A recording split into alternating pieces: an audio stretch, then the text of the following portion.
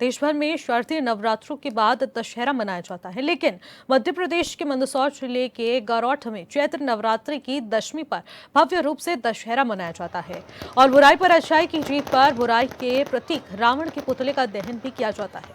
चैत्र नवरात्रि और दशहरा उत्सव समिति के अध्यक्ष ने बताया कि भगवान श्री राम की जन्मोत्सव श्री राम नवमी के दूसरे दिन गरौठ में दशहरा पर्व मनाया जाता है। इस आयोजन में कई जगहों के लोग मौजूद रहते हैं।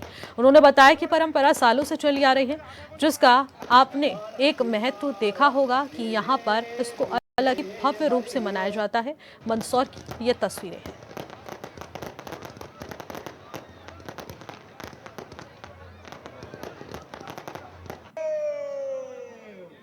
राम जी की सेना चली, भैया लगा दे फटाफट।